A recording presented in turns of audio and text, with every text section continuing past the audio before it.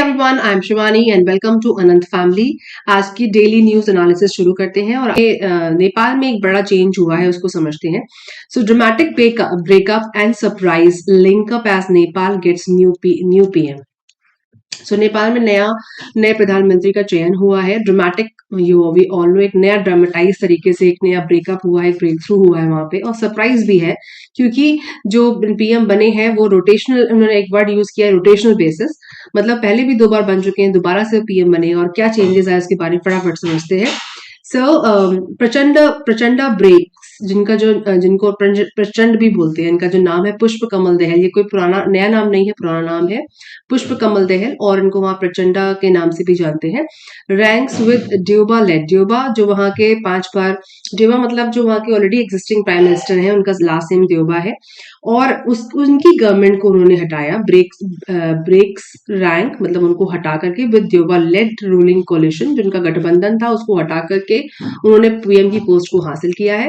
To share power with Oli on rotational basis, क्योंकि ये उनको सपोर्ट किसने दिया? मिस्टर ओली ने, जो पहले पीएम रह चुके हैं नेपाल में, इसलिए इसको रोटेशनल बेसिस की पावर या फिर शेयर पावर में वो आगे लेके जाएंगे, ये बात कही जा रही है। और वैसे भी जो वहां पे नेपाल में जो ये तख्ता पलटे पावर चेंजेस है, कोई नई चीज नहीं है, ये काफी समय से एग्जिस्टेंस में रही है और इसकी वजह से कई बार वहां पे कॉन्स्टिट्यूशन चेंजेस को भी देखा गया है। सो आज देखते हैं कि इसमें क्या हुआ है। तो पुष्प कमल दहल प्रचंडा एसेंशन मतलब होता है जो उठाव, मतलब चढ़ाई कर देना या उसको उठा देना। To the post of Nepal PM for third time followed a day, फिर थर्ड टाइम तीसरी बार followed a day of phase-based developments in the country's capital. President Vidya Devi Bhandari, जो भी president है वहाँ पे, Vidya Devi Bhandari had called any member of the House of Representative who can garner a majority with the support from 2 or more parties to submit a claim for the PM's post by 5 p.m. on Sunday. Prachanda submitted the claim before the deadline expired. So वहां पे एक तरीके का आपस में जो dispute हुआ, उसके बाद मिसेस प्रेसिडेंट ने बुलाया रिप्रेजेंटेटिव्स को, हाउस ऑफ रिप्रेजेंटेटिव को, कोई आके अपनी पावर को साबित करे, और मिस्टर दहल ने उसको प्रूव किया।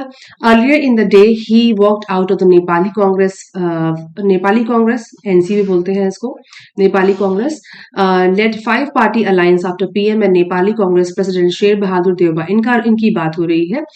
एनसी प्रेसिडेंट है Sher Bahadur Deuba, rejected his bid to become the prime minister in the first round. उन्होंने रिजेक्ट किया इस बिड को पहली बार में प्राइम मिनिस्टर बनने के लिए। Deuba and Prachanda had earlier reached a tacit understanding to lead the new government on a rotational basis. उनके बीच में कोई ऐसी बातचीत हुई थी। टैसिट का मतलब होता है मौन रह के, कम अल्पभाषी। So Deuba and Prachanda had earlier reached a tacit understanding, मतलब कोई मौन मतलब कम अंडरस्टैंडिंग थी, to lead the new government on a rotational basis. वो चाह रहे थे कि नई जो सरकार बनी वो रोटेशनल बेसिस से, मतलब पिछली ही किसी पार्टी से आने वाली सरकार बनी या उनका मेंबर ही पार्लियामेंट में जाए और पीएम बने।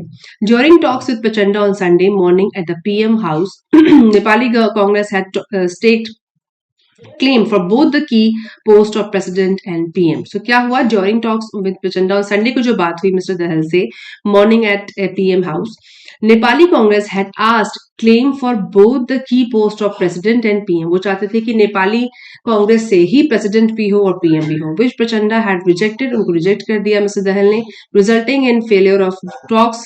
Maoist sources said that NC National means Nepali Congress offered the post of speaker to the Maoist party. उनको जो पोस्ट मिली थी मिस्टर दहल को, वो स्पीकर की पोस्ट ऑफर करी गई, which was rejected by Prachanda.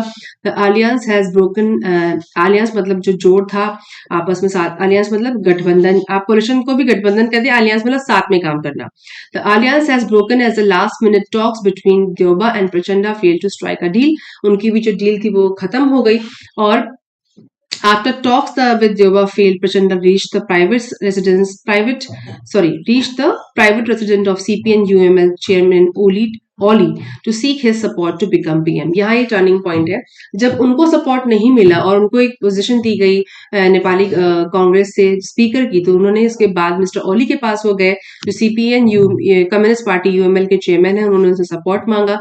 He was joined by the leaders of other smaller parties. Prachanda has the support of 168 law makers in the 275 member house. उनको support है 160 law makers का, नियम बनाने वाले जो होते हैं लॉ मेकर्स और parliament members, in the 275 member house. तो उन्होंने उनको सपोर्ट किया। Nepali Congress is the largest party in 89 seats in the house of representative. तो इस तरह से उनका जो सपोर्ट दिया ओली ने। नाउ उसके बाद क्या हुआ, उन्होंने सीट्स वगैरह नंबर्स वगैरह मेंशन किए हुए हैं। Now, no party in 275 member House of Representative has 138 seats. सबसे ज्यादा सीट्स उन्हीं के पास थी। Required to form a government. तो उन्होंने क्या किया, जब उनको ओली ने सपोर्ट किया तो उन्होंने जाके पार्लियामेंट में अपनी पावर को प्रूव किया। The swearing in ceremony of the newly appointed PM will take at 4 PM Monday. आज 4 बजे उनको जो है पोजीशन मिलेगी, सेरेमनी है उसके लिए, according to the president office. ठीक है। Prachanda 68 is seen as pro China. अच्छा हाँ, समझने वाली बात यहाँ पे ये है कि वो प्रो चाइना है, मतलब प्रो का मतलब होता है समर्थन में। सो मिस्टर ओली जिनसे उन्होंने सपोर्ट लिया और मिस्टर दहल दोनों ही प्रो चाइना है, यस चाइना समर्थक है। ये समझने वाली बात होगी इंडिया के कॉन्टेक्स्ट में। He has in the past said a new understanding with India needs to be developed on the basis of change scenario in Nepal, and after addressing all out outstanding issues। तो उन्होंने जो change होगा वो हमारे लिए इसलिए important है India के लिए, क्योंकि इससे हम अभी फिलहाल प्रेजेंट में चाइना से एलएसी पे जो टेंशन चल रही है उसमें नेपाल का क्या रोल होगा, ये समझने वाली बात है। इसमें कुछ एजेंडास को रेफर किया गया, like revision of 1950 friendship treaty and resolving काला पानी and Susta border issues. Main जो है वो 1950 का फ्रेंडशिप ट्रीटी है, रिजॉल्विंग काला पानी and Susta border issue dispute इसमें है। India Nepal treaty of peace, ये भी इस पे है, और 1950 की तो मैंने बोल ही दिया। The bedrock of the special relation between the two countries. In recent years, Prachanda, however, said India and Nepal need to address diplomatically some of the issues left by history, जिसको आगे देखेंगे कि कैसे वो सॉल्व करते हैं। His main backer KP Sharma Oli is also known for his pro-China stance, जैसे मैंने कहा।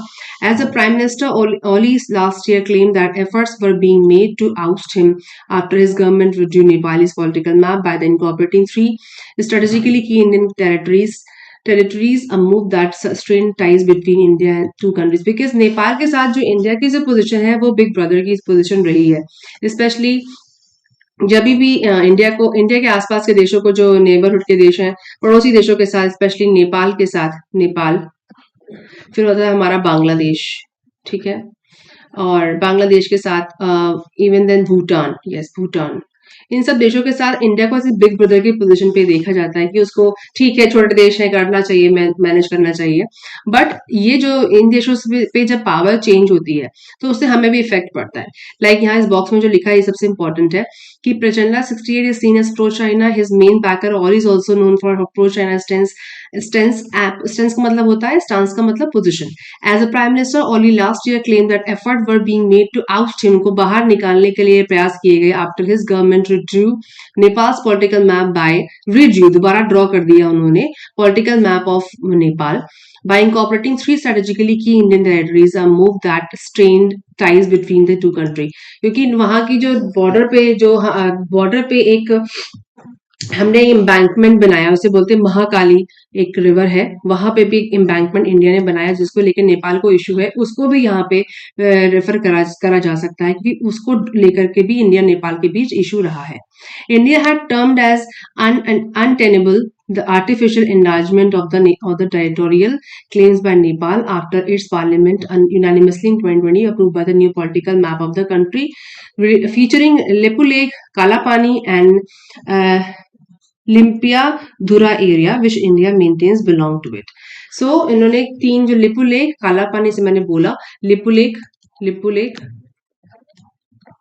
काला पानी, और इन्होंने लिम्पिया धुरिया एरिया जो है, लिम्पिया धुरिया, इसको भी उन्होंने अपने मैप में दिखाया, उसको क्लेम करने की बात है। जो जो वो बोल रहे हैं कि which India maintains belong to it, जो इंडिया मेंटेन कर रही है वो हम, और वो जो एरिया है वो हमारे कवरेज में आता है, हम उसको मेंटेन कर रहे हैं, मेंटेन्स बिलोंग टू इट। तो उसको लेकर के भी कुछ डिस्प्यूट है, जो इस सत्ता पलटने के बाद वो कैसा स्टेप लेते हैं वो देखने वाली बात होगी।